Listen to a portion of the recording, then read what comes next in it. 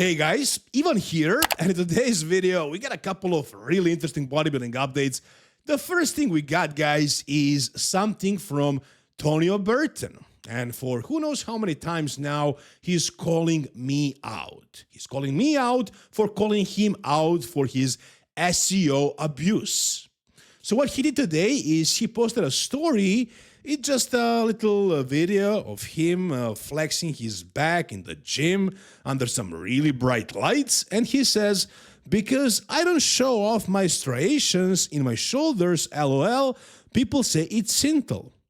LOL, that's what happens when you get people who don't know and the wrong people, power of social media, like even LOL and the MD.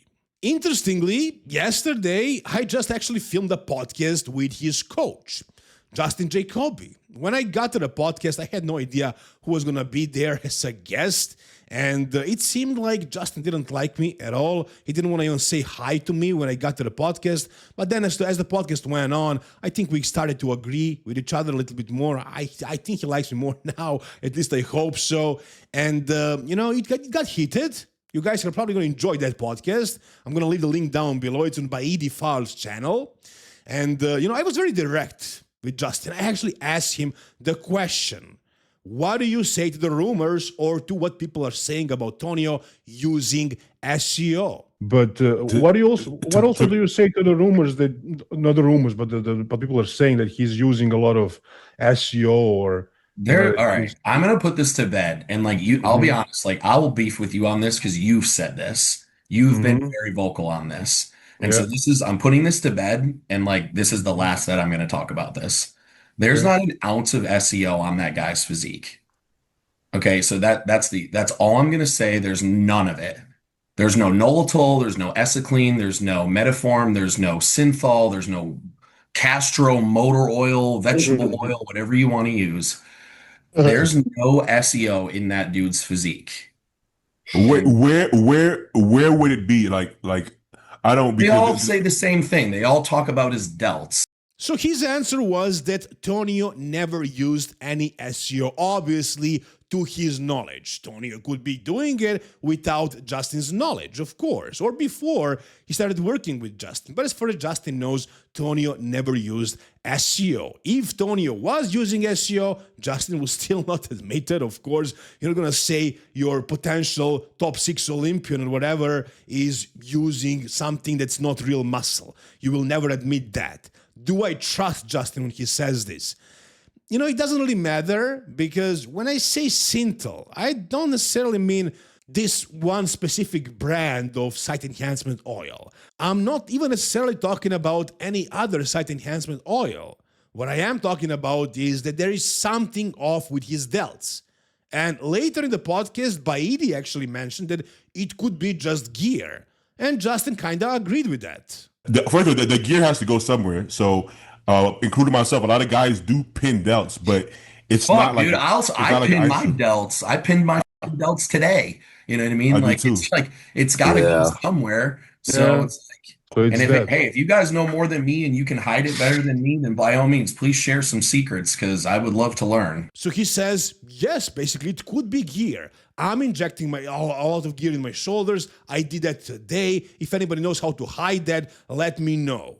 So, what is the difference between SYNTHOL and just gear? When it comes to site enhancing, it's the same thing, guys.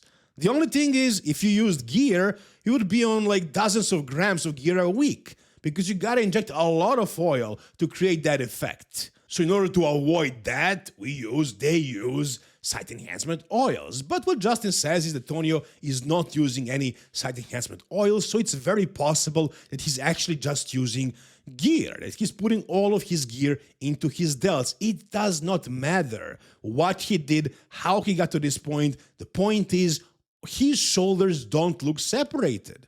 They look like two big cannonballs.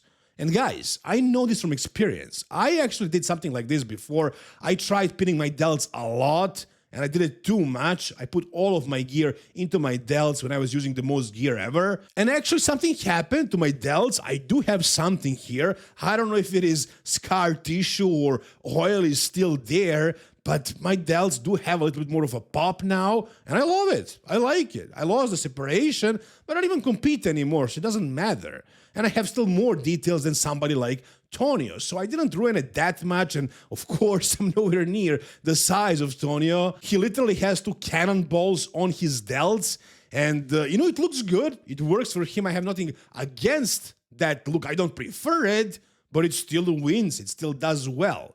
So I would prefer if everybody had the look like Krijo, like those gnarly, detailed, grainy muscle, chiseled look. That's rare these days. If you look at guys at the top of the Mr. Olympia, like Derek, like Hadi, like Samson, like Andrew, they're all pretty freaking smooth. And you wonder why. Well, I think it's pretty obvious why. And Muscle Discord also replied to Tonio because he mentioned him as well. And he showed us these photos.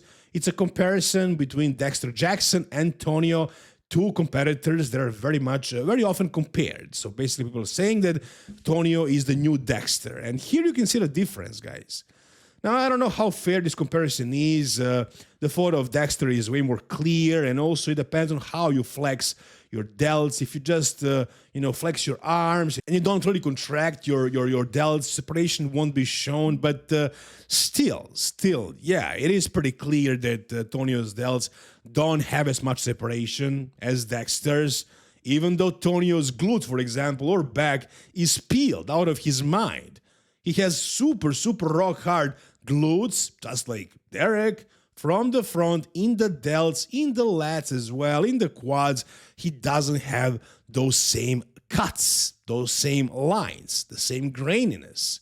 And again, I have no idea if it is literal SYNTHOL or any kind of SEO or just gear, but I think something is going on there. Maybe he's just bubbly and round like that, but I doubt it, guys. I really doubt it. I think it is something, especially in the shoulders, and then also in his quads, and also something happened to his lat. I asked Justin, direct question once again. I asked him what the hell happened to Tonio's lat, and his answer was that it was an old thing. He didn't say it's from his motorcycle accident, as you guys are mentioning here and there. He didn't say anything. He just said it's an old thing, and my best guess is that it was a bad shot, and he had a surgery on that lat, and now he has a bit of a dent there. I think that's probably what happened, and that happens to everybody. It can happen to anybody, an infection like that, so it doesn't have to mean it was SYNTHOL. And again, let's say I believe Justin. I mean, why would I believe him or Tonio? It could, maybe it's not SEO, maybe it's not SYNTHOL, but I'm pretty sure it's something. Maybe just regular gear or who the hell knows what. But the thing is, he doesn't have those details.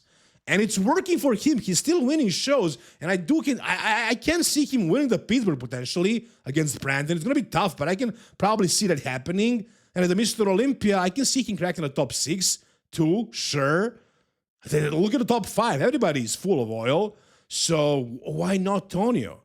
And also, if that's not the case, if he's just full and round like that, it's a compliment in that case because he has the roundness. Personally, I would prefer if everybody had the quality that, for example, Krijo has, but that's probably impossible. So I'm just speaking what I see. You won't hear, everybody's talking about this, literally everybody, all the people in the comment section everywhere. I'm not the only one. I'm maybe one of the few media channels who are talking about this, but everybody can see it, everybody can notice it, and that's the way I see it, guys. That's the way I feel.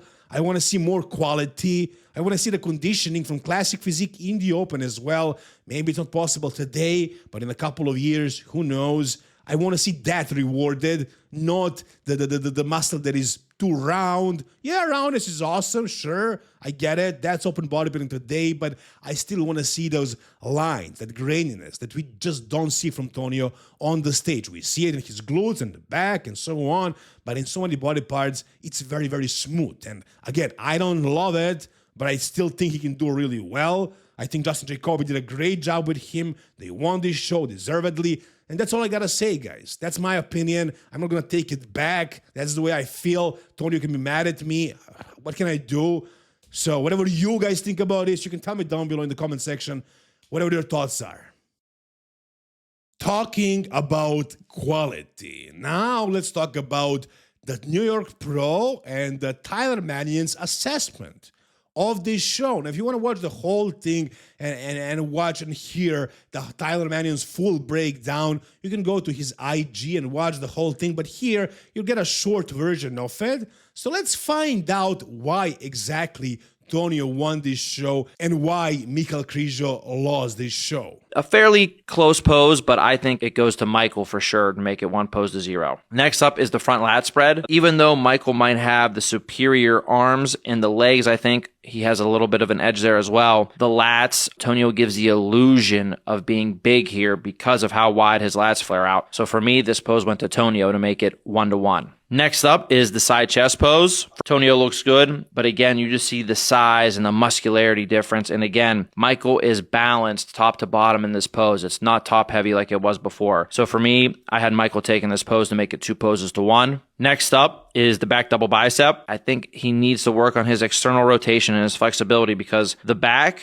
is definitely, you can see more thickness to it. But again, I think he's giving up some more width and even some more detail and thickness to the back. And I think this was a very clear pose for Tonio to make it 2-2. Next up will be the back lat spread pose. Clear pose for Tonio to make it 3-2. Next up is the side tricep pose. The muscularity difference and overall size difference and balance. I think Michael took this pose to make it 3-3. Next up is the ab and thigh pose. Out of all the poses for me, I think this was the most dominant win for someone, which obviously was Tonio, 4-3. And then finally, last up is the favorite most muscular pose. Doesn't matter if he's doing the hands clasped or the crab. Very dominant pose for him. That most muscular can stand with anybody in the pro league. So for me, that makes it 4-4. Really, there's no wrong answer. The judges ended up going with Tonio. I think Tonio just really brought very good balance, very good symmetry, very good polish. The beauty of his physique matched Michael's freakiness of his physique. And I think if you really look pose by pose, they both won 4 poses. And then if you really try to see who won their poses by a larger amount, who basically was more dominating in the poses that they won, I think that went to Tonio on this day. All right. Very interesting, to be honest. I'm surprised. Apparently, it was 4-4 in poses. I did not expect this to be the case. I didn't see Krijo necessarily winning the side poses. I probably saw Tonio winning both of them, but that wasn't the case. Tonio won both back shots. He won the abs and thighs pose, and he won the front lat spread. That was surprising. I didn't see it exactly that way. I thought Tonio won more shots, but Krijo was really dominant in some other shots, and he was bigger and more conditioned, and I thought it was the posing that determined the winner here. But Tyler, yeah, he mentioned something about the posing, but it wasn't that big of a deal. He was looking at the poses, the way they were hitting the poses, not the transitions so much, and he saw it 4-4, and basically the deciding factor was that Tonio was much, much better in the shots that he won. And yeah, I can see that. Tonio did destroy Michael Krijo in the abs and thighs, especially, and the back shots, and then you can say that it was the posing, the reason why Krijo lost. If he learned how to open up that back more, if he actually practiced that mobility and flexibility, he could definitely look so much better in those shots, especially the back shots, and then also the abs and thighs. If he learned how to suck the obliques in and not flex them, make his waist even wider than it is, if he learned how to do that, and I think that's what Tyler is basically trying to say. But it was a very, very close win. It was a very, very tight race, 1-point decision, guys. So yeah, now you see the explanation. It's interesting that when Tyler makes these videos, he says, for me, but he's the guy that is judging out there, that is talking to other judges. He knows how this show was judged, and he's basically giving us how this was determined. He's telling us about that, but he doesn't want to say that everybody else agreed with that, even though that was probably the general consensus. So he saw it that way. I'm sure the other judges did as well. Maybe it was different in person. I didn't see it exactly like that in the live stream, but whatever you guys think about this as well, tell me down below in the comments. All right, and the last thing we got is a physique update. Another proper physique update by Ramon Dino. And I don't know if Ramon Dino is watching my videos or somebody else told him that he needs to start posting the freaking physique updates.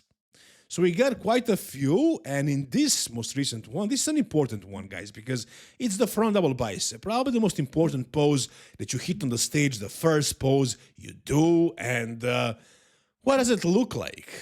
I mean, is it more aesthetic than Niall Darwin's front double bicep? No, it's absolutely not. Is it bigger than Mike Sommerfeld's front double from the Arnold Classic UK, for example?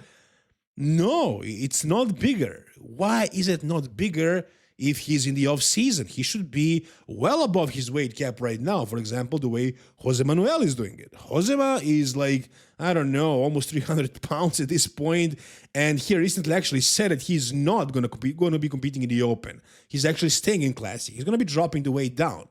Ramon, for some reason, is kind of staying small in his off season. Why is that? He's staying small, but shredded, man. He's been shredded this entire off season. And I'm confused by this. What the hell is his approach? Well, I do have an idea. I think I know what's going on here. I think what's happening is that he's just on very, very low gear, and he's just, not force feeding and is eating very little because he's already at the weight cap. He doesn't want to get any bigger, and he probably wants to stay in shape the whole year. And if he added a lot more juice, a lot more gear, he would get harder, more grainy, more gnarly. And he doesn't need to do that right now in the off season. So I'm guessing his goal is to just stay super shredded the entire year, take the photos, do the appearances, whatever. And then when the Mr. Olympia comes, blast the cycle like a maniac, stay the same size, just get super hard and detailed, and then dominate the Mr. Olympia. Is he going to win? Well, if this is the game plan, I can see him being very, very good. And that's probably what's happening here was the plan. But do I see him winning? I'll go with Mike Sommerfeld, guys, to be honest. I think Mike is better this year. But yeah, I think Ramon is definitely going to be in that top 2 or 3. Because he didn't lose any size. He's shredded already. Conditioning won't be an issue. He's just going to get a little bit fuller and harder, and that's it. He's already looking very, very good, and there is a long time until the Mr. Olympia. Almost 20 weeks, guys. Like 18 weeks at this point. What do you think about Ramon Dino? Tell me down below in the comment section. And if you guys enjoyed this video, give it a thumbs up. Subscribe to the channel for more content like this. See you soon, guys. All the best, and bye-bye.